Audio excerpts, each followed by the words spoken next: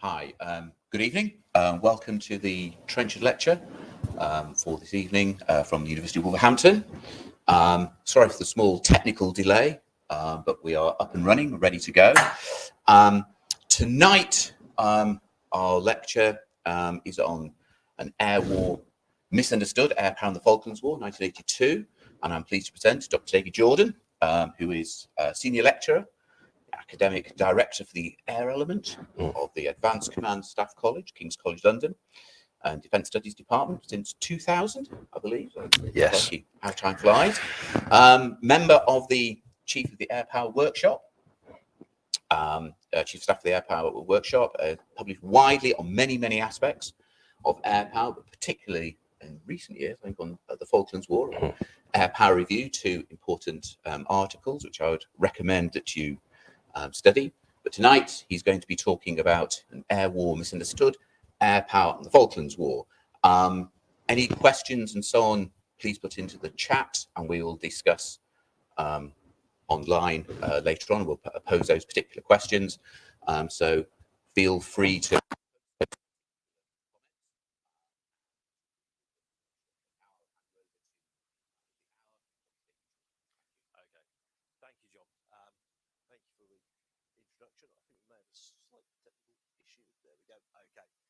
Right.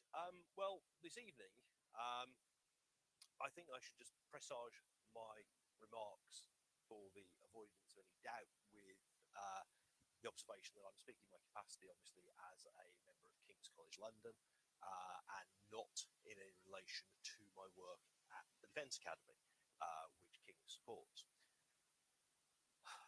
The reason for looking at this in the way that I am, an air war misunderstood, is because I would contend that what we have with the study of air power during the Falklands campaign 1982 is something of a mismatch between the reality and the popular perception. And there are a couple of observations I should make. I don't know whether he's been able to join us, but my good friend and full PhD student, John Shields, has written, as you will see, one of the first properly researched books into air power in the Falklands War. So, first of all, I'm sure everybody knows where the Falklands are, but just in case, a little bit of orientation of the Falkland Islands themselves. And the reason I do this is that you will see sometimes tales of how when people are approached by journalists in the first few days of April 1982, it becomes apparent there's a number of individuals are very puzzled as to why the Argentine government has chosen to sail to somewhere they assume off the west coast of Scotland to invade some islands. That is later satirised by Sue Townsend in one of the Adrian Mole diaries. However, there is good evidence to suggest that there were some people who didn't have the first idea that the Falklands were 8,000 miles away from the UK, a British dependent territory. When we come to look at the air war, I think there are a number of challenges. And the first is the way in which it was tackled at the outset. The most prominent book, and the leading book really, by one of the participants to appear, was the one you see in the top corner, Commander Nigel Ward's Sea Harrier over the Falklands. This book helped set the tone for much of our understanding of the air war, which, in common with histories of many other air wars, was dominated by considering the role of air combat and ground attack operations and bombing. What I want to do tonight is to just highlight some of the omissions that arose from this. Commander Ward's book was controversial.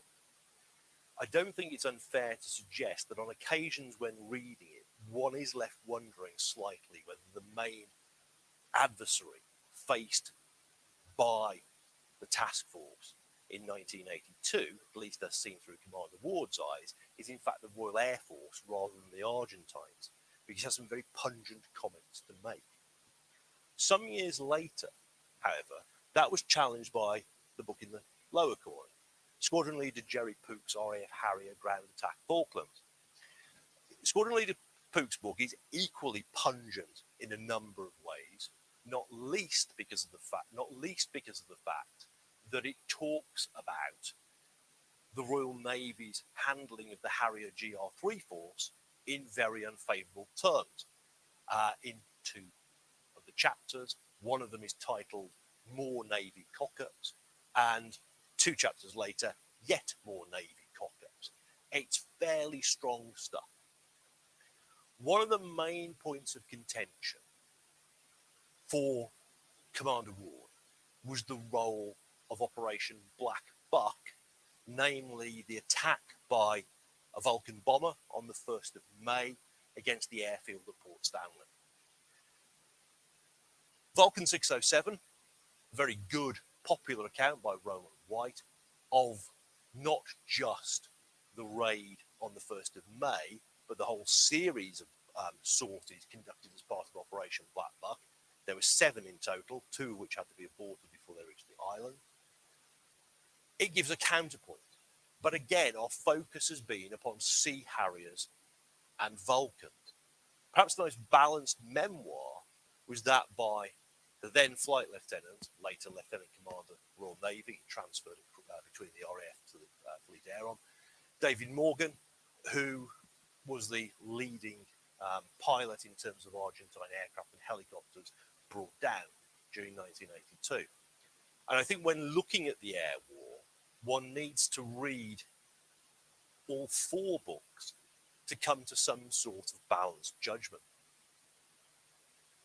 The problem is that other key aspects of what went on are omitted.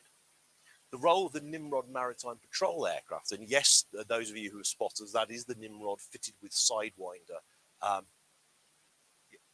Sorry.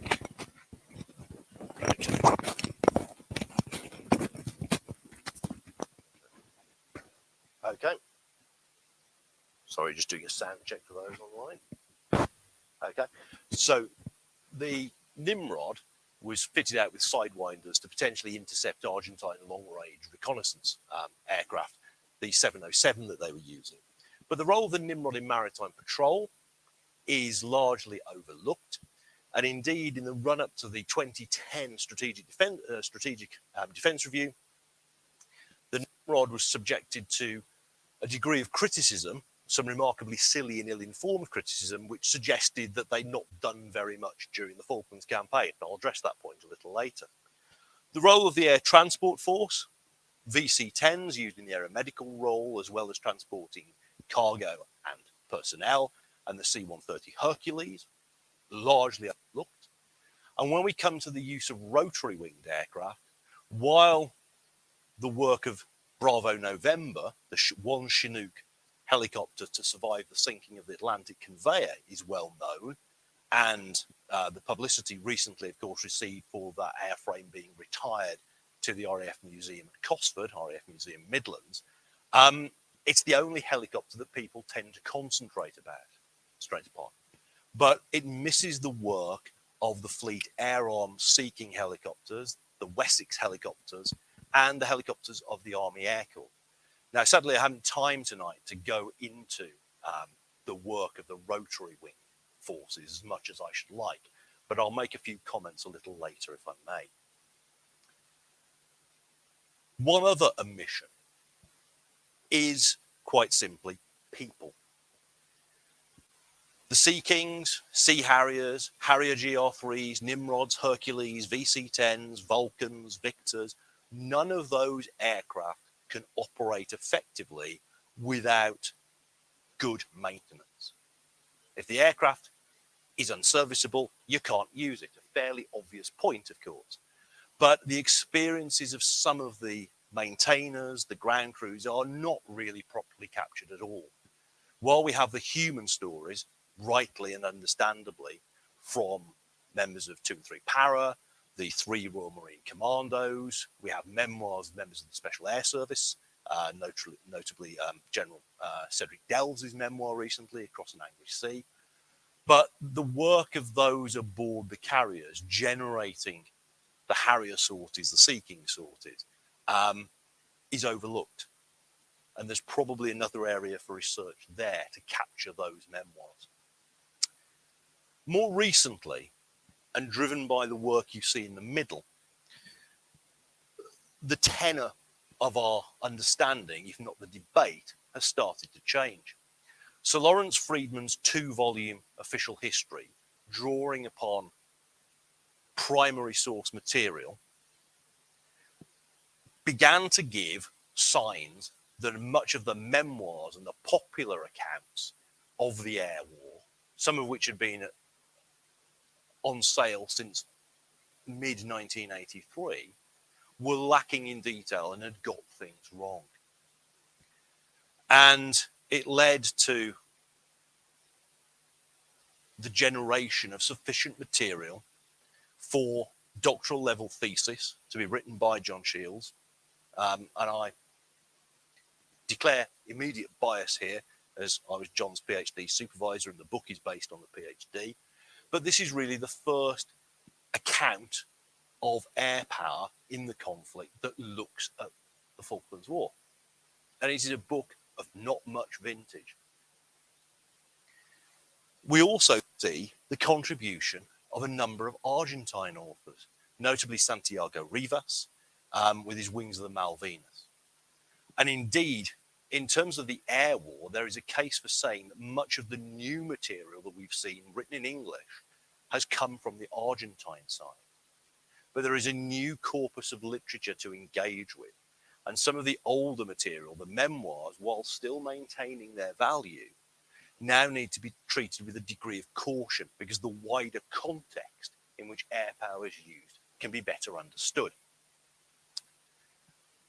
So when we talk about air power in the Falklands, and this is being controversial in some ways, the narrative, as I've just alluded to, has largely been that it was all down to the Sea Harrier, with the Vulcan turning up and delivering some bombs, one of which strikes the runway out of 42 that were targeted against the runway.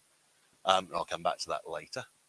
And that's pretty much it. No, Bravo November flies around and does some very useful work, supported by other helicopters from the Fleet Air Arm and the Army Air Corps, as I've already mentioned.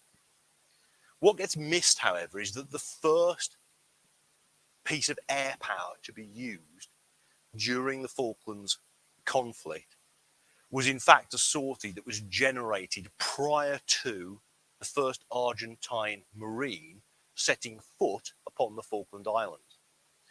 As it becomes clear that there is a grave risk that the Argentines will invade, equipment is loaded aboard a Hercules at RAF Lynham and flown out to Gibraltar with the intention of transferring it to a Royal Fleet Auxiliary. But the plan changes as events move much more quickly down in the South Atlantic, and the Hercules, in fact, night stops at Gibraltar without unloading, flies down to Ascension Island, which is still 3,500 miles away from the Falklands, but about halfway between the UK and the Falkland Islands, and instead transfers its equipment, its cargo, to the Royal Fleet Auxiliary, Fort Austin. Over the course of the conflict, the Hercules force is very, very heavily tasked. It flies into not only Gibraltar, but it flies staging through the Gambia and Senegal, and flying to Ascension Island, and then flying from the Ascension Island to the task force as it makes its way closer and closer to the island. This is problematic because the Hercules doesn't have the range to reach the task force the further south it gets. It has the range to reach them, but it doesn't have the range to get back. And fairly understandably, the getting back bit is quite important, particularly if you happen to be one of the air crews, of course. The solution initially is to put additional fuel tanks into the cargo bay, but of course this reduces the payload that can be carried. So very quickly it's decided to take air-to-air refueling probes that have been dismounted from the Vulcan bombers that the RAF is in the process of retiring, and to place them on the Hercules. That is not a probe-equipped Hercules there. And you start to see the evolution over the course of a couple of weeks of not only an air-to-air refueling capability aboard the Hercules to allow it to fly further and further south from Ascension, but also you see increasing sortie lengths, and that presents a problem, that human factor, which is because in 1975, the decision of what's known as the Mason Defence Review leads to the RAF's air transport fleet being dramatically cut. The size of the Hercules force in terms of numbers of airframes is not reduced, but 2 squadrons disappear from the order of battle, and the number of personnel to maintain and fly the Hercules is smaller, it's reduced. The air transport force loses 2 Britannia squadrons, it loses the strategic lift capability of the short Belfast, a single squadron of 10 aircraft. Those aircraft, with a certain degree of irony, but also a certain degree, it must be said, of sense, are then sold to the civilian sector and chartered for outsized cargo in 1982. But if you look at the number of sorties that are flown by the Belfast, this notion that that civil charter has to take over a huge swathe of airlift that exists in some quarters isn't actually true. But the problem here is that when 1982 kicks off and you've got sortie durations of 24 hours, or 18 to 24 hours, you need to avoid the risk of crew fatigue, because fatigued aircrew, no matter how good they are, will make mistakes. Fatigued members of the air dispatch teams will make mistakes because they're tired, they're overworked, and the risk, of course, of maintainers falling into the same problem of being fatigued, overworked, and making mistakes is too risky. So the Air Force has to trawl through its flying training schools and various ground posts to retrieve Hercules aircrew and those who are familiar with the Hercules to generate sufficient capacity to make sure that aircraft works. And it needs to be borne in mind that the Hercules, as I say, is flying regular airdrops to ships of the task force. It doesn't always go well because there are some issues with the parachutes. There are some issues with cargo pallets being dropped to ships, but it's then realized that the ships don't actually have any means of being absolutely certain where those pallets have landed in their general vicinity. In some instances, they just sink before they're found. But the air bridge is of absolutely crucial importance. We are seeing today in Ukraine one of the big issues that affect any fighting force is if your logistics are poor and you don't possess the competence to deliver effective logistics, you run into trouble very, very quickly. And in 1982, although, of course, sea lift is of vital importance, we shouldn't overlook just how much hard work the air transport force, the air mobility force, put into Operation Corporate, as you'll know, the code name for Britain's involvement in the Falklands War. Another aircraft that gets hopelessly overlooked, and arguably one could say is potentially one of the 2 most important aircraft of the war, is the Victor tanker. Air-to-air refueling tanker based upon the Victor bomber, part of the nuclear deterrent in the late 1950s and through the 1960s. The Victors have been converted to air-to-air refueling tankers, and their rate of use in the Falklands War is such that it wears out a proportion of the fleet so quickly that one squadron, number 57 squadron, disbands not that long after the war because there are insufficient airframes. The war raises one of these critical points about distance, that you can overcome what the former commander of US Africa Command, as it then was, referred to as the tyranny of distance, if you have robust air-to-air refueling capabilities. And the Victor provides a vital component in terms of air-to-air refueling for transiting additional replacement Sea Harriers and RAF Harrier GR3s down to the task force, for supporting the Hercules air-to-air refueling of the Hercules for their supply dropping, and for supporting the Nimrod maritime patrol aircraft as well. On top of that, because there aren't sufficient Nimrods, and I'll come to this point again shortly, the Victor is also used in a maritime radar reconnaissance role. A squadron that had been disbanded, again, an aftermath of the 1975 defence cuts, number 543 Squadron, which is the Strategic Reconnaissance Squadron. There are still people on the Victor force who have experience of carrying out maritime radar reconnaissance operations. There are people as well who've flown on Vulcans, a squadron of Vulcans, number 27 Squadron did maritime radar reconnaissance in the 1970s as well. So they are brought together and their expertise is put into the Victors to allow them to conduct maritime radar reconnaissance. Now, those sort of roles don't get the coverage that you might expect, with the exception of the outstanding flying demonstrated by one particular crew, that captained by Squadron Leader Bob Tuxford, supporting the first Black Buck raid. Doesn't get much coverage, but Bob Tuxford has written a memoir, which is well worth examining if you want to understand some of the things that occurred during the Falklands War. But again, it's the logistic component, the logistic backbone of air power that is very much under-researched and worthy, I think, of greater consideration. It certainly needs to be brought to the fore. Without these capabilities, you start to run into difficulties in projecting your power 8,000 miles away from home. And this brings me on to the Nimrod. One of the critical points that we often forget is that the Falklands War is not the only thing that the British Armed Forces are having to deal with and to prepare for in 1982. The British Army deploys on Operation Banner in Northern Ireland, and it is not the case in 1982 that you have an army or Marine commandos devoid of operational experience. There's a lot of operational experience within the British Armed Forces thanks to Northern Ireland. And of course, for those of a certain vintage, the disentanglement of the United Kingdom from places like Aden in the late 1960s. Also, the Cold War is still raging.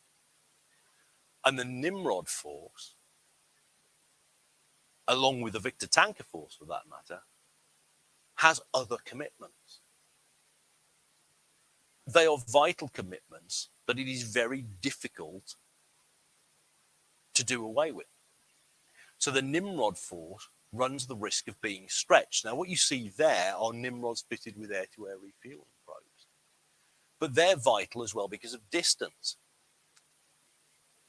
If we look at this map taken from the unclassified historical branch narrative, you can see the problem, where you can see it's 3,400 nautical miles to Ascension Island, and the Nimrods flying from Ascension do not have the radius, nor do the air transport forces for supply dropping in terms of task.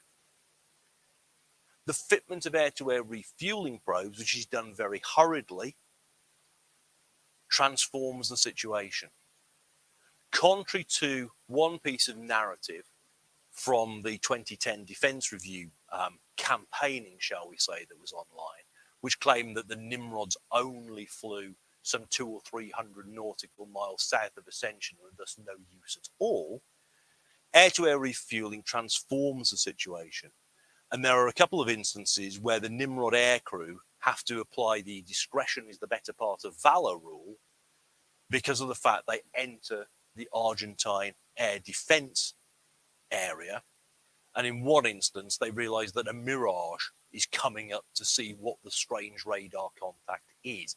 It's not an Argentine Mirage, it turns out. It's a Brazilian Mirage. Nevertheless, and understandably, the Nimrod crew decide not to hang around to find out who owns that particular fighter aircraft. But again, you can see the level of tasking that's required of the tanker force to deliver these sort of effects. There are problems for the Nimrod force as well, because it is in the middle of undergoing an upgrade. And the Mark 1 Nimrod, obviously the older version, is felt perhaps not to be the right aircraft to deploy for this complex and difficult task in the South Atlantic. So although some Nimrod Mark 1s are used, the newly upgraded MR2 variant, with a refueling probe later on, is employed. But it's discovered that there are little snags in bits of the upgrade, particularly relating to the search water radar, which means that the confidence with which the Nimrod crews could identify shipping at long range and exactly where that shipping is nowhere near as high as they were expecting. And there are difficulties, therefore, in communicating the maritime reconnaissance picture that they build up to the task force. Sometimes they are asked to provide information that they simply weren't expecting to be asked to deliver. And they have to make a best estimate. And when that proves wrong on a couple of occasions, this causes much irritation amongst the task force.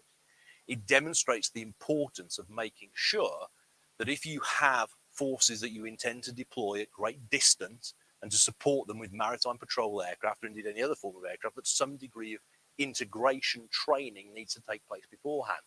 And because the Nimrod's primary role was not to support a carrier task group, largely because of the fact the 1966 Defence Review, which cancelled the large carriers, the CVA-01 and CVA-02, the Queen Elizabeth class, as they were to be called, pretty much stated that there would be no need to support a carrier battle group in future. And there are insufficient maritime patrol aircraft, really, to allow the RAF to do the job that it would like to do. A number of airframes that were withdrawn from Malta when UK forces withdrew from there in 1977 weren't returned to the Maritime Patrol Force, but were earmarked for conversion to the Nimrod AEW-3, the Airborne Early Warning Program, which turned out, of course, to be a complete disaster. And those airframes were subsequently broken up. So the Maritime Patrol Force is quite stretched.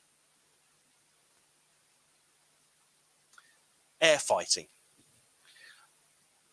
Despite making the point, perhaps labouring the point, that other aspects of the air war need due consideration, one of the critical elements, of course, is the need to ensure that the task force is protected from Argentine air attack. The Sea Harrier forms the bulwark of the air defences, but there are, of course, difficulties. HMS Hermes and HMS Invincible do not possess an airborne early warning capability, and a number of alternative approaches have to be adopted. Under something called Operation Fingent, a radar is installed in southern Chile, with the agreements of the Chilean authorities, of course. And the radar aboard task force ships has to be used to try to provide some form of early warning, radar pickets. Now, of course, they'd have been doing that anyway, but they don't have a complete information picture. The Royal Air Force's airborne early warning type of the day, the Avro Shackleton, which is in service far long after its intended retirement date, doesn't have an air-to-air refueling capability. It's one of the great potential what-ifs of the Falklands campaign regarding airborne early warning, as to whether the E-3 Sentry, which was the aircraft the RAF always wanted for its airborne early warning capability, had that been ordered instead of the Nimrod, which is ordered for UK industrial strategy reasons. And that aircraft, fitted with an air-to-air refueling probe, would probably have overstretched the Victor tankers even further, but may have been able to provide a better air picture for the air defence of the task force. The result of the need to be very careful with the handling of the carriers results in them being positioned further east than anybody in the task force would really like, particularly the Sea Harrier pilots, and reduces the amount of time they can stay on station. The Sea Harrier force is also very small comparatively. There are only 20-odd aircraft, and the risk of attrition, a point I'll return to in a few minutes, leads to the decision to dispatch RAF Harrier GR3s, the ground attack aircraft, to convert them to carry Sidewinder. You may be able to see under the wing of the Harrier nearest the camera that it is carrying a Sidewinder. And number 1 squadron is deployed to the South Atlantic initially with the intention of acting as an attrition reserve should the Sea Harrier force lose too many aircraft. That, of course, does not happen because the Argentine Air Force is not configured to fight the Falklands War. Its main air combat aircraft, which you don't see here, is the Dassault Mirage 3. It has one squadron equivalent flying the Mirage 3. A number of those aircraft are unable to carry the more advanced Matra R550 missile and are left with the R530, a weapon which the Israeli Air Force had pretty much considered to be complete junk when they tried using it in air-to-air combat in the various wars in the Middle East. And cynics will say the Israelis, when selling the Dagger, originally the Israeli aircraft industry's Nesher, the Argentine aircraft that looks like a Mirage you see there, that they also take the opportunity, some cynics say, to sell their stock of R530s to the Argentinians who know no better. This is unfair. But the Argentinians have to make a call as to which aircraft in their fleet they use to fly operations over the Falkland Islands. But the biggest problem they have there is that the Mirage 3s do not have sufficient endurance over the islands to really achieve anything. They don't have air-to-air refueling capability, and they don't have a forward operating location, the airfield at Port Stanley, to land at, which might have changed the equation slightly. Stanley would never have really been convertible into a main operating base to the sort of standard they expect in the time available, but it might have made a difference. But they are therefore forced to rely on their internal fuel, auxiliary fuel tanks, and a short radius or a short endurance over the Falkland Islands. This means that contesting control of the air in the traditional fashion of air-to-air combat simply isn't possible. The Argentinians do have one Dagger squadron that trains for both air-to-ground and air-to-air fighting, but it is used predominantly to attack the task force. The Argentine Air Force and the Argentine Naval Aviation, both of them possess the A4 Skyhawk, and some of the Argentine Navy Skyhawks are fitted with early model Sidewinder missiles, but they do not engage again in any sort of counter-air operation, to use the jargon. So the air battle is really one of the Sea Harriers endeavouring to stop or to interdict the attack efforts of the Argentine forces. This is after the 1st of May. There is an engagement on the 1st of May 1982 between Mirage 3s and Sea Harriers, and the Mirages come off worst. But air fighting, although it is a critical role and although we shouldn't downplay it, I would argue we need to place it in its proper context, which is just part of a much broader air effort, an air effort that I think is not yet fully understood. We also do not fully understand what the Argentinian side, or for many years haven't understood what the Argentinians were doing. And the work of the Argentinian historians and some of the work in John Shields' book demonstrates that the Argentines have many difficulties, which makes them far less effective. It also makes the work of the Sea Harriers easier. Now, one's always loath to say that the work, air combat work and air defense work, is somehow easier. So take that in several sets of inverted commas. But it does make life much less complex than it could have been had an effective Argentine force been generated, and there are multiple problems there. The one thing that one can say about the Argentines, of course, is that their air crew, be they Argentine Air Force or Argentine Naval Aviators, are phenomenally brave. But by the end of the war, as the war's drawing to its conclusion, they have pretty much, to use a doctrinal term, forgive me, they have pretty much culminated, and they're not able to generate the sort of combat sorties that you might expect. Now, of course, they do still have some ability to inflict damage, most notably the disaster at Fitzroy Bluff Cove, in which over 50 personnel from the Royal Navy and the Welsh Guards die, and many others are injured. but they are not able to generate the sort of air attack you might expect. And then bombing. Now, I've deliberately chosen a photograph here of a Vulcan carrying 2 anti-radiation missiles, anti-radar weapons, the AGM-45 Shrike. Because the problem with Operation Black Buck is that it is egregiously misunderstood. You will find a number of particularly early accounts and popular accounts that say that this is the Royal Air Force desperate to get in on the act. Now, as I hope I've demonstrated with the Hercules, the VC-10, the Nimrod, the Victor, and the provision ultimately of Harriers, the RAF is actually quite busy supporting the war. The whole point about Black Buck is that the airfield is seen as a profound danger to the task force. The chiefs of staff say it constrains all our operations and it must be dealt with. The Operational Order 382, doesn't talk about destroying the runway or denying the runway to the Argentinians. It talks about impeding Argentine operations. Of the 7 sorties that are flown to impede Argentine operations, Black Buck 1 manages to get a single bomb into the runway on the 1st of May, and Black Buck 2, 3 days later, has the frustration of the bombs missing by a mere matter of yards, but none of them penetrates the runway surface.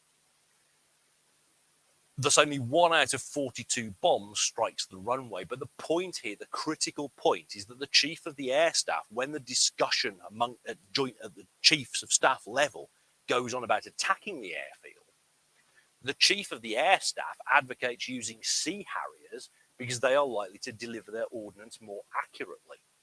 It's the Royal Navy who are very keen on using the Vulcan because of the fact that one aircraft can deliver 21 1,000-pound bombs in a suitable attack profile. You massively reduce the risk to the attacking aircraft by not having, you need 7 Sea Harriers to deliver the same weight of ordnance. And of course, you want to conserve the Sea Harriers to protect the fleet. So the Vulcan is not deployed in some sort of RAF ensign waving fashion. It is deployed as a result of a deliberate decision by the Chiefs of Staff.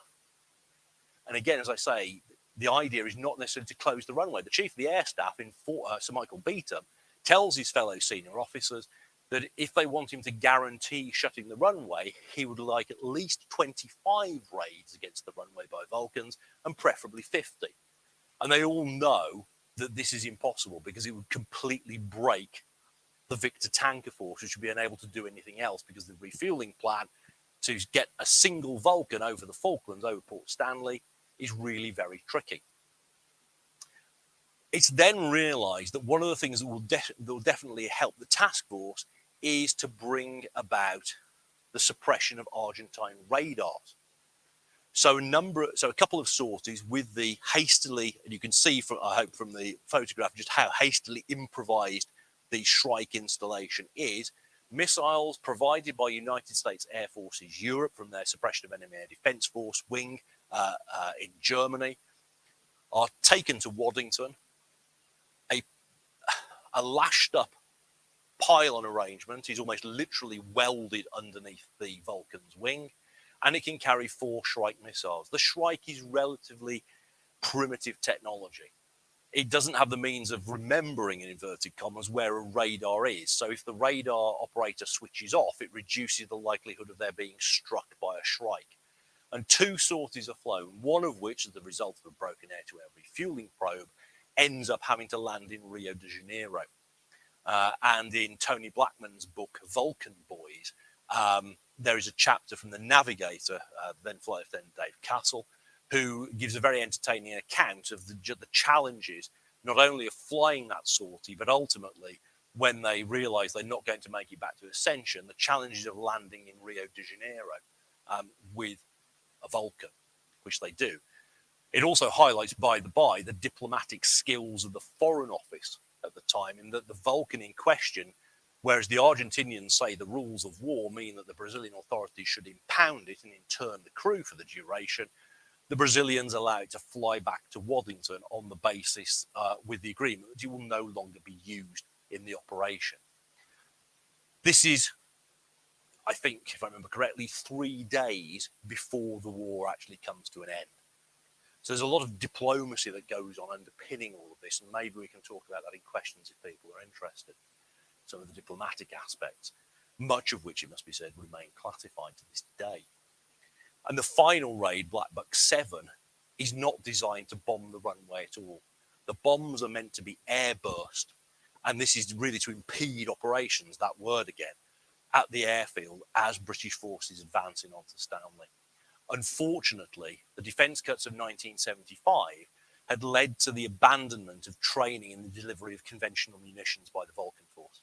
The Vulcan was, at that point, only tasked with delivering nuclear weapons against the Soviet Union, or against Soviet targets, I should say, Third Shock Army in particular, should World War III start and escalate to a nuclear exchange.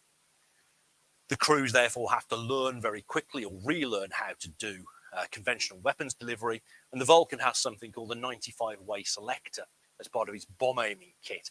And the rather bitter joke is that the 95-way selector gives you 94 different ways of getting the bomb fusing wrong. And this is what happens on Black Buck 7. The bombs are incorrectly fused, and instead of air bursting over the target to damage airfield facilities, soft targets, vehicles, radars, etc., they fall all the way and they detonate on impact with the ground. It looks, therefore, to all the world, and people still believe this to be the case, that it's another failed attack on the runway, but it isn't. By that stage, the British forces do not want to put another hole in the runway, because there's one there already, which is precluding the operations of Argentine fast jets. The Argentines never actually intended to extend the runway. The chiefs of staff, though, didn't know this and had to try to take precautions against it, hence Black Buck. It also forces the Argentine Hercules force to fly in much more lightly loaded, because they have to land over the filled-in crater. And if the aircraft is too heavily loaded, the aircraft will land and come to a much more abrupt stop than intended, because it'll fall into a whacking great hole caused by a 1,000-pound bomb. And because the Belgrano is sunk and the Argentine Navy does almost next to no resupply of the islands by sea, the Argentine air bridge delivers far, far less of the material requirements of the garrison, the Argentine garrison, than was otherwise required.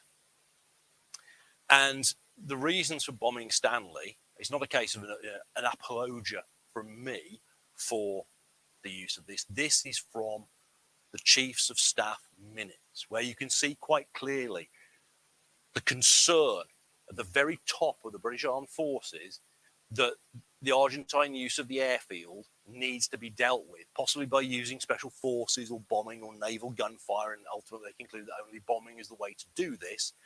And then it's the Chief of the Naval Staff, Admiral Leach, who is very keen on the use of the Vulcan to make sure that you reduce the risk to the Sea Harriers. The Chief of the Air Staff has reservations. He points out that the Vulcan is not designed to deliver ordnance with great precision. If you miss a target by 100 yards with a nuclear weapon, nobody knows. Nobody's going to care. There aren't going to be any historians left to write about it and say they missed by 100 yards. But the problem is generating the capability. But the need to reserve the Sea Harriers drives the thinking. What of ground attack? Well, because of the lack of attrition to the Sea Harriers, and this is the San Carlos Forward Operating Base, another area that's potentially worthy of greater study, the Harriers are able to conduct ground attack. The after-action reports by the RAF are rather gloomy, where they say that because of a lack of integration with the staff aboard HMS Hermes, the captain of HMS Hermes, Captain Middleton, is very suspicious of the role of the RAF. He believes the presence of Harrier GR3 is more a publicity stunt rather than a sensible tactical deployment, as mandated by the Chiefs of Staff in London. The Harriers are then undertasked. This is one of the complaints that Jerry Pook makes in his book. They're not tasked effectively, but when they are tasked properly, they demonstrate the benefits they can bring. Most notably at Goose Green, where Major General, then Brigadier, Julian Thompson, the boss of 3 Commando Brigade, makes the point that 2 para are pinned down by a 2 35mm by twin-barreled 35mm anti-aircraft gun, and they don't have any answer to it. But an airstrike is brought in, 3 Harriers attack the gun position with a mixture of rocket projectiles and cluster bombs. There is debate as to whether they strike the target or not. However, Chris Keeble, who takes over from Lieutenant Colonel H. Jones VC after Jones's death, makes the point that the sudden shock effect of ground attack is very significant. And one of the company commanders comes out with this gem, rather earthy gem, explaining the psychological effect. Whether the guns were damaged or not, the point is that as the ground around them erupts from the bomblets and rockets going off, and some of the bombs and rockets overshoot the headland at Goose Green, so go into the water, and the water literally starts boiling, as though you want to make a giant cup of tea almost. The Argentine gunners who fought bravely up to this point effectively go, okay, thank you very much. We're off to do something else now, and the guns fall silent. That's but one example. But again, the role of the Harriers is something that potentially the researchers could look into in more detail. So my final thoughts. Well, I think 40 years on, the picture of the air war is not complete. This lecture is not a complete picture of the air war at all. But I hope that I've highlighted the fact that some key parts of what air power does and what air power did have been overlooked, or they've been barely touched upon. We don't think about airborne early warning in any real depth apart from its absence. The air transport and maritime patrol efforts get overlooked. We also need to think about effective command and control. There's much muddling through that goes on. There's no air component commander to coordinate the air efforts down with the task force. That is generated aboard the flagship HMS Hermes, which is to overtask the staff of HMS Hermes, who are trying to carry out the work that Admiral Woodward, the commander of the task group, not the task force, that's Admiral Fieldhouse, is getting them to do. They're also having to think about targeting, and the capacity aboard the carrier to do this is simply not there. So it's not possible to give an entire overview in this talk. You'll notice that I've made little reference to the Fleet Air Arms helicopters. I have, of course, mentioned the Sea Kings and the Wessex, but I've made no reference to ships helicopters, the Wasp and the Lynx. The Wasp, for instance, helicopter is involved in the sinking of the Argentine submarine, the Santa Fe, and Lynx helicopters play a part in interdicting some of the Argentine smaller shipping around the islands. And the role of the Army Air Corps Scout and Gazelle helicopters, again, is very much missing from our understanding. The Scout helicopters conduct a couple of attacks using SS-11 missiles against Argentine targets, command targets, almost with great success. And they and the Gazelle helicopter are used for observation and for the vital work of medical evacuation. We talk very warmly, quite correctly, about the work of what I know as MERTS, the Medical Emergency Response Team based in Chinooks and Merlins and Pumas, but particularly Chinook and Merlin during the wars in Iraq and Afghanistan. But the role of the Army Air Corps in medical evacuation during the Falklands is something that is seriously lacking in our consideration. And there, therefore, are, I hope, a few useful snapshots relating to the Falklands Air War of 1982. It is a war that is not only misunderstood in some ways from the air components, but it's a war that is yet still to be thoroughly researched. And thank you for listening.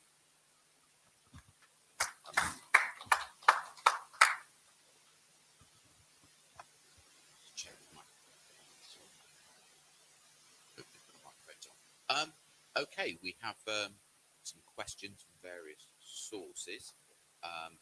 I'm going to take the first option here to ask the question, as is often the way. So, I was interested in what you were saying about how the history of the campaign was developed and told during the immediate years afterwards and so on.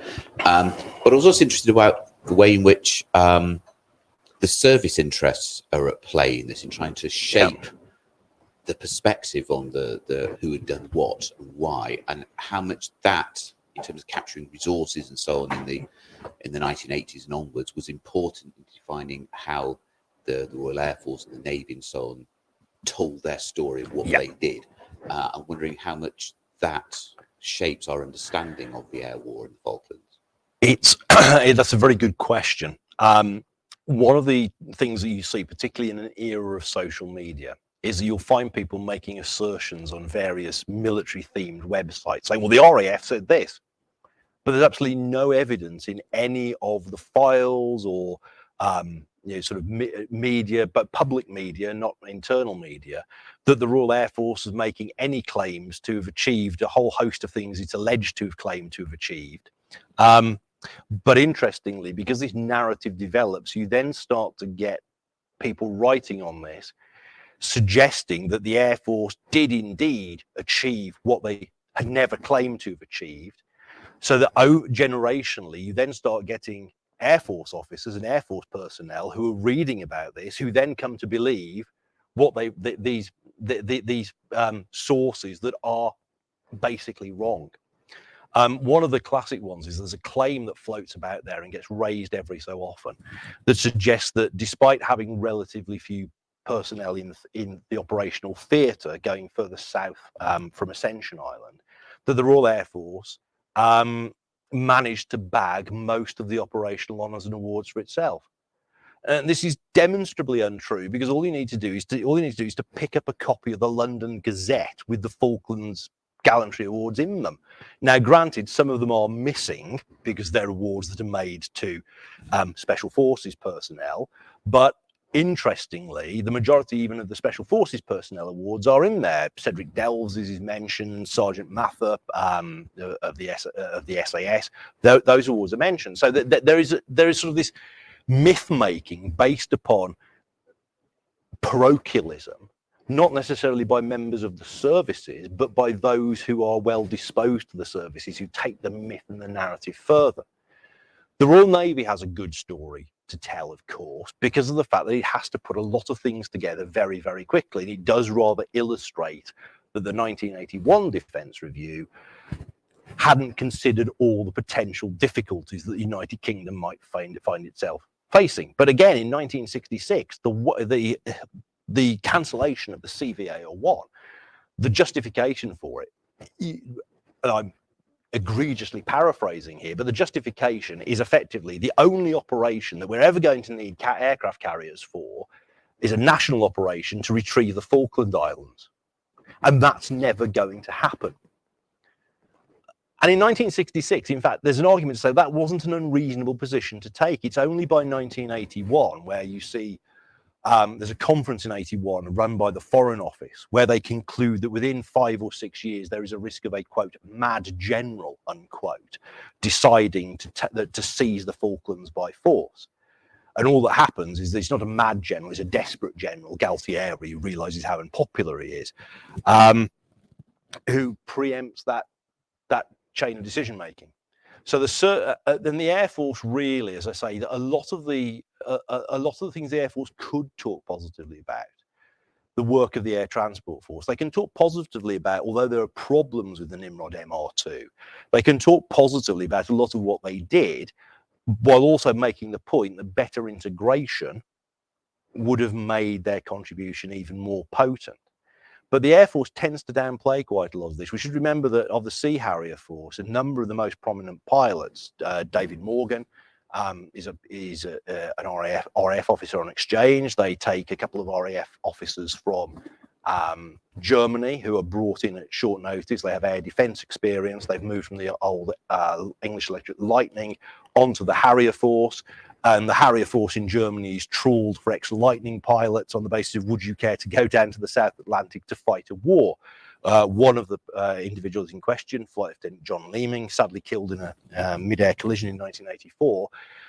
He does this, and he's actually a very effective pilot, although one of the first engagements he has with the Argentinians, he opens fire with his Sea Harrier's guns, and to his astonishment, he misses. He's quite good at gunnery normally. And the thing is that he's so hurriedly being converted onto the Sea Harrier, nobody's told him that the sight is calibrated differently.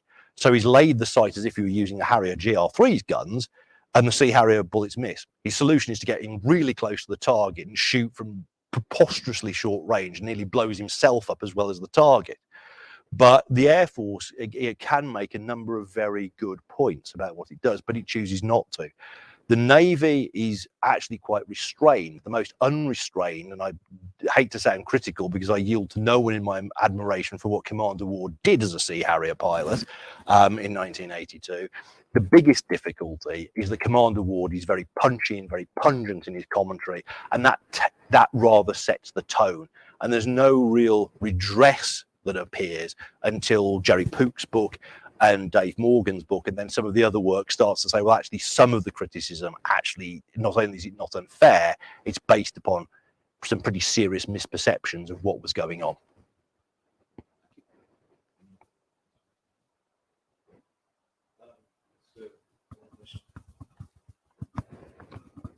And I hope I'm not getting muddled with my facts, but I understood at the time that there was importance attached to the Americans releasing the latest model of Sidewinder. Yeah. Now, in the context of air combat, was that important or was that a myth? That's a very interesting question. And I defer on this, and I mentioned him yet again to John Shields. John's background is as a Tornado F3 qualified weapons instructor, so he knows more about the AIM-9 Sidewinder than he's healthy, arguably, as is always the case with QYs, I think. But if you look at the engagements, the older model Sidewinder that the Fleet Air Arm and the Royal Air Force used, the AIM-9 Golf, the 9G model, all the firing parameters at which weapons are released, or almost all of them, we're talking about one or maybe two that are not, I forget off the top of my head, forgive me, those shots could have been taken effectively using the older model Sidewinder. The point about the new model Sidewinder is that the seeker is much better and is more reliable. So the chances are that although the shots are taken from within the same parameters that would have worked with the older model Sidewinder, it probably increases their chances of success. But that is a matter for debate. The possession of the latest Sidewinder, of course, does have that intangible effect on the morale of the Sea Harrier pilots. Now, they're confident in their abilities, they're confident in their weapon system, but they've now got the latest Sidewinder model. And if I forgive one brief diversion that relates to your question, one of the things that occurs when Caspar Weinberger, who is running a completely separate foreign policy to the rest of the Reagan administration from the 2nd of April 1982, in essence, we get to the stage once Reagan particularly is brought on board that all the UK has to do is to ask for equipment and it'll pretty much be guaranteed to be provided. And the Air Force tries to exploit this towards the end of the war by asking for the provision of the latest model Sidewinder, the AIM-9M, the 9 Mike. And this leads to and Weinberger initially agrees to this, but receives a plaintive note from the Chiefs of Staff saying, "Dear Secretary of Defence, we've only got 3 of these ourselves. The first 3 have come into our inventory, and it's not immediately clear why the British need this weapon." And then the answer, of course, is because, well, we've got the opportunity. Let's see if we can get some of them. And the Americans gracefully and correctly, I think it must be said in fairness, decline that request. But it does, I think, make a difference insofar as it increases the reliability of the weapon system. But I don't think it's a case that it would have been a disaster had the Sea Harrier Force had to go to war using the AIM-9G 30mm cannon. It just adds an additional edge to their capabilities. Okay, should we? There's a question on the board behind us from Mark, I think it is. There've been many counter references to Operation Mikado from the point of view of the SF unit who would have actually carried out the attack. Are there any references to the planning and preparation from the point of view of the air crew who would have been involved? Those who don't know, Operation Mikado was the planned direct assault and the Rio Grande air base. Of the Argentine Navy. Last minute, as the SES were about to board the aircraft. Yes, and I see the reply from Tim Collins, who I suspect is the Tim Collins who is going to be in a position to comment very authoritatively on this. The material on the use of special forces is very heavily redacted even today, and most of the information in the public domain comes from Ewan Southby Taylor's book Exocet Falklands, which is a very good read. And there are various anecdotal accounts, let's put it this way, of members of 47 Squadron of the RAF who are gradually read into the plan with increasing incredulity and eyes getting wider and wider. Okay, so, and this is essentially a flippant and probably apocryphal variant, but there are, so you want us to crash 2 aircraft onto the runway, you then come charging out World War II North African desert style, and then how do we get home? And the answer is, oh well, you've got some Browning pistols, just tag along with us and we'll exfiltrate to Chile. Now I think this is obviously gilding the story, and that's one of the problems that often happens with special forces stories, of course, because they become more and more daring in the telling. But because of the achievements of the special forces, the point at which they become implausible is much, much further along the scale of implausibility than credible. So the material isn't really out there, but it is known that it was thought about. Ewan Southby Taylor's book covers it very well, and I'd recommend that as the main source. The files do not go into this. There is one, you see references to it, and I can talk about it because it's unclassified. The fact the file exists, an operation called Operation Folklore. Now, Roland White refers to this in his 2 books, obviously 607 and notably the book about 809 Squadron, Naval Air Squadron with Sea Harriers, and talked about RAF operations in South America. But that file remains held by the department. And I put in a Freedom of Information request because it might support some of the teaching at the Defence Academy that I do. And after a very long process, I must point out that I caveated this for various reasons, knowing that the answer might be, no, sorry.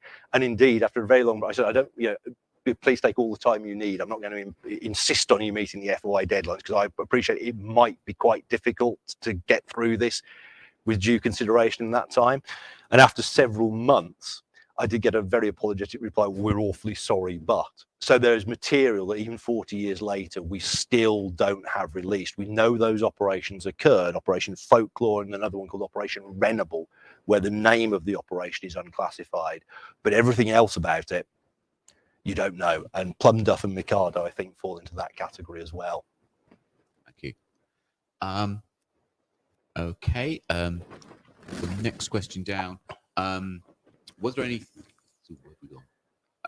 thought given to fitting the RAF Harriers deployed with the US anti-radar missiles to take out the Argentine SAR, or was a GR3 not capable of using these weapons? Now, I think I'm right in saying that I just spotted the answer from John Shields, who has dialed in beneath it, but just if anyone hasn't spotted it, the Harrier GR3s were trialled and modified to carry the AGM-45.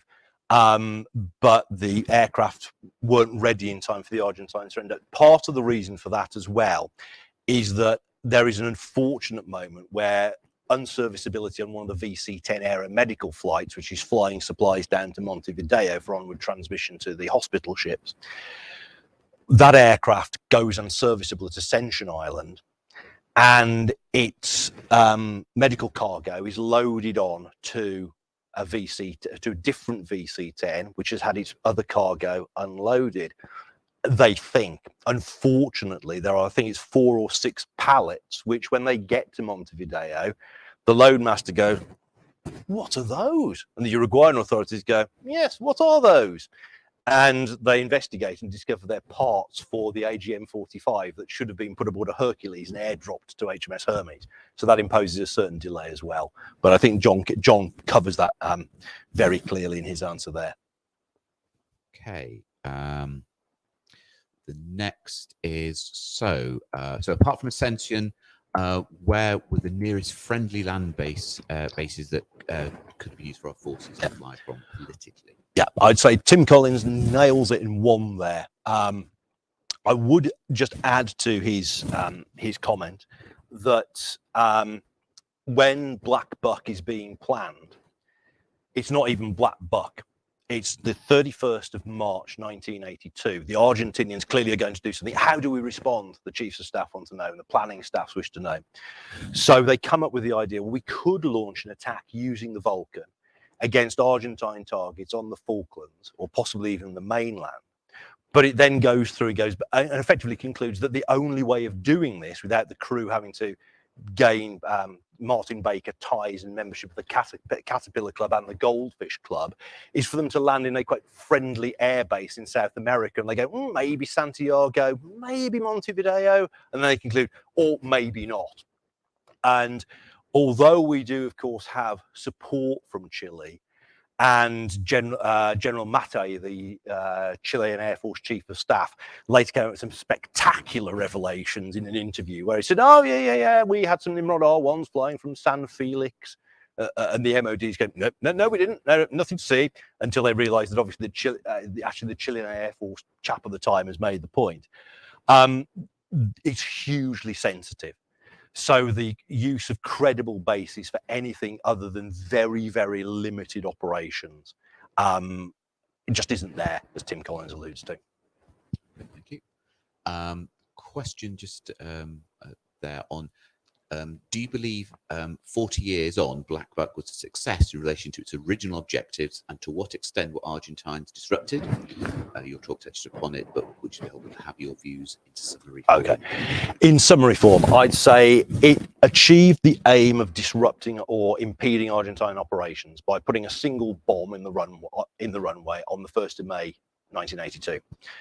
Although there were some accounts after the war that said, no, they missed. And they were all dummy craters. If you are brave enough to look at the Royal Engineers journals of 1983 and 1984, you will find a couple of articles that explain in very great detail, down to the grade of cement that was used, as to how the Royal Engineers repaired the crater and made the airfield viable again. So it's successful in terms of denying the runway to the Argentines for fast jet use. Now, as I say, there's a caveat there, which is the chiefs of staff go, of course, if we were planning, the first thing we do is get some matting down there and extend the runway and make it at least a credible forward operating base so that damaged aircraft can recover, we can refuel and potentially rearm. They'll have to fly back for servicing, but we'll use it as a forward operating base. Of course, that's what they'll do. The Argentines, however, no, they haven't thought of this. They vaguely thought about it, but the matting is aboard some shipping, which never sails because Conqueror sinks the Belgrano. So that's one point.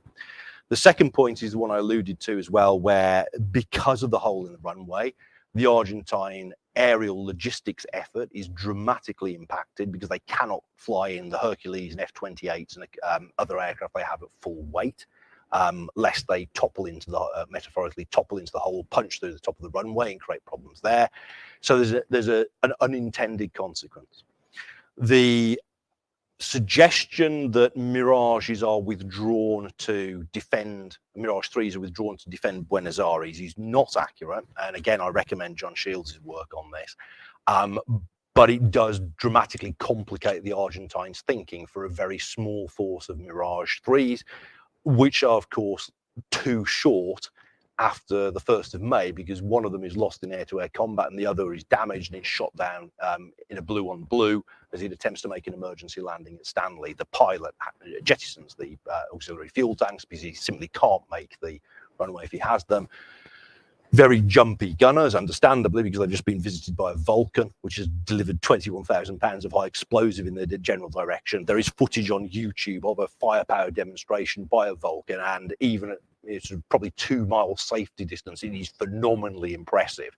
So imagine being directly under that. They're extremely jumpy. They think they're being bombed and they engage the aircraft. Tragically, they manage to hit him. And he's killed as a result of this, and they lose the aircraft. So the Mirage force is affected by this. I'd also suggest that the visiting of Stanley by the Vulcans does have the desired effect. The ambitions for the raid are not necessarily as great as people have previously thought. And again, if John Shields will forgive me taking his name in vain, he makes the very good point that perhaps there is a risk that we become a bit obsessed, though, with the airfield, and it might have been more profitable to start thinking about using the Vulcan to deliver ordnance against Argentine troop positions in various locations for the psychological effect and indeed the risk to the Argentinians of inflicting a heavier attrition on them and making the advance of 3 commander brigade more straightforward. Okay, thank you. The next question down. On the Vulcan, with regards to the Shrike installation, was there wiring in place for this, that is to say, from the proposed Skybolt days, or did this have to be widened in haste? The Skybolt pylons are used as a location for initially for carrying electronic countermeasures pods, which are borrowed in inverted commas from the RAF's Buccaneer Force. And those hard points, which were intended for Skybolt pylons, do come in extremely useful because that's where they hang them on. So yes, in some. Okay, the next question, the comment earlier on. The next question down, I'll suggest is the role of stored VC-10 strict astronav equipment was vital for long-range overseas navigation. How accurate was overseas navigation by the Royal Air Force? Chris Penn. It was fairly successful, I think it's safe to say. The use of carousel systems and Omega systems taken out of commercial aircraft, notably VC-10, but also some others, fitted into a number of different aircraft types, but notably the Victor. It enabled successful operations. I don't think there's much coverage on that, and I think it's I think it's not unreasonable, however, to say that it was pretty successful. If I may just come back to the point about Paul Beaver and the Army Air Corps.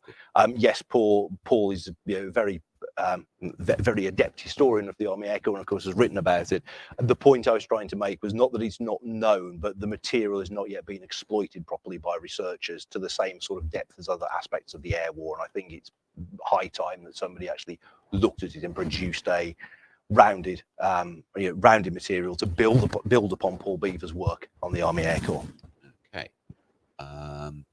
Next question down. Were runway denial munitions used at Stanley, like mines, delay fuse bombs, etc.? No. One of the after action reports is about the Vulcan. It in essence says it proves the need for the JP-233 runway denial system, which of course is ultimately used in Operation Granby against targets for which it is not designed for, as it turns out. Okay. The next one, entertaining this one. Do you think the armed forces could fight and win the Falklands War in the present day?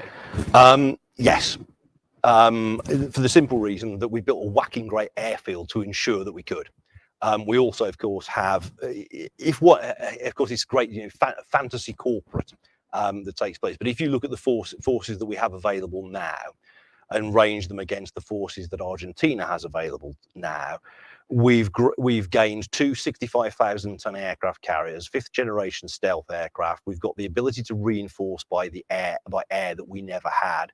We have the ability to engage Argentine mainland airfields using cruise missiles, should we be prepared to escalate the political risk. And although obviously troop numbers are rather smaller, we also have a resident infantry company. And I think it's safe to say that the resident infantry company, if we bear in mind how much damage 20 Royal Marines did to Argentine invasion forces, I don't think they'd be particularly shy in expressing their objections to the arrival of Argentine forces. We shouldn't downplay the bravery of the Argentine forces, particularly those involved in the opening stages of the Falklands. There's always a risk of doing that. But my point is that the British forces today are configured in such a way that refighting Operation Corporate in the way we did in 1982, it's very, very different. It's the same, forgive me, diverting slightly, it's the same as the question of, well, how would the RAF do the dams raid today? And the answer is, it wouldn't, because of the Geneva Convention. So you're taking old history and it's not quite working in the same way I suggest. Presumably, of course, the Cold War environment of 1982, I say that hesitating over what's happening in Ukraine, but nonetheless, the Cold War environment in 1982 means the forces have to be aligned very differently. Yes. Now it's a bit more flexible. Yeah. Okay. Next question down. The Harrier GR3s had a highly capable air combat capability with the AIM-9L and twin 30mm guns. why were they not also engaged in defence of the fleet in particular? They lacked radar. They were visual only, and I'd respectfully suggest that their capability. I don't think I'd say they were highly capable. If you look at the experience that one squadron has in terms of its workup, they get to fly against the French and the Belgians very quietly, provide mirages. The French also provide Super Étendard to do air combat training. Now, of course, the pilots that the Belgians and the French send up in Mirage 3s are air defenders. They are good at air-to-air combat. The Harrier pilots, who are very capable, let's not be clear, because you need to be above average or exceptional to even fly the Harrier in 82, because of the challenges and the workload of so doing, they are not really air defenders. So they have a slightly chastening experience. I have absolutely no doubt they'd have given a very good account of themselves with 9 Lima. But I respectfully suggest that actually, that if you want to do air defence, it's the Sea Harrier that you want to do this, and you use the Harrier as the task force ultimately does, in the role where it is pretty much primus inter pares of the aircraft available, and that is providing close air support. Okay, thank you. And final question on the list here is there an estimation of the operation effective time in the combat zone for Harriers versus Mirages, Super Étendard, and Skyhawk? The answer is there is. It is in one of the DEFI series files, and I regret to say that the figure has gone completely out of my head. But I don't know if John Shields is still on and whether he'll remember it from his research. But the time for the Harriers, if I remember rightly, is something like 20 minutes on station they can manage. Mirage 3s have about a similar length of time. They also, of course, operate at they're more effectively at a higher altitude band. So, of course, they've got to come down to engage Sea Harriers, where the Sea Harriers have to go up. And one does get a slight sense, if what the flippancy can be forgiven, where there may be moments where the pilots go, I don't think I can be bothered to go down there and waste that fuel, Argentines. Not sure we've got the fuel to get up to engage them. So the Harriers don't turn around, but the Mirages turn around because they haven't got time to engage. So they disengage, which of course is a sensible approach. Knowing when to disengage is one of the key skills that the leading air races throughout history have demonstrated. It's not just a case of turning around and going, right, I'm going to plow in on this, despite the fact I'm going to run out of fuel in 5 minutes' time. The most successful air combat fighters are the ones who know when it's time to, it would be nice to get engaged and maybe add a few more kills, as it were, to my score. But no, it's not sensible. So that's what both sets of pilots do. There we are. 5 to 10 minutes for the Mirage and the Daggers, depending on tasking, and 20 minutes on task for the Harrier. The classic example that I knew John would know the answer to it. Thank you, John. Okay, thank you. I'm just going to make one observation about this, is that what's interesting to me, particularly about what you've been talking about, makes us think about the subject in a particular way, is that it's 40 years since the Falklands War, which is terrifying because I remember it quite clearly. And the way we reflect upon the Second World War is 40 years from the Falklands. So it's squarely in the middle. Yeah. This still, even today, somewhat differently. And this talk is that we start to view it in a kind of historical context, opposed to something which recent history. It's not recent history anymore, which is worrying to me.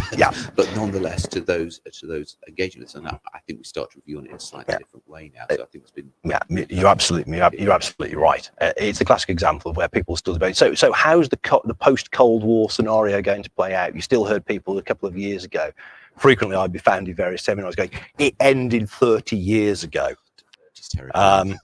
And so it's not the post-Cold War, which is the post-Cold War era, but we're now in the post-Cold War era, or possibly even the post-Cold War era. So that's one of the other things about history, where particularly those of us who remember it, because the Falklands occurred shortly before my first visit to this room, as I was telling Harry earlier. My first visit to this room was actually to sit my Grade 1 Associated Board Music Theory exam. And that's roughly around the time Grade 1 and Grade 2 I did here. I think it was Grade 2 we roughly coincided with the Falklands. And that's a frighteningly long time ago when you come to think about it. It is indeed. On that kind of general note, I think we'll go. And I'd like to thank David very much for a fascinating talk and putting things into context for us and picking up on many of the key issues. I'd like to thank those who contributed questions to the discussion. And I'd like to thank Harry for organising, running the technical side of this in a very efficient and effective manner, making it much easier for us to engage with the topic. So thanks very much, and we shall see you in the next lecture in the near future. Okay, thanks very much. Okay. Thank you.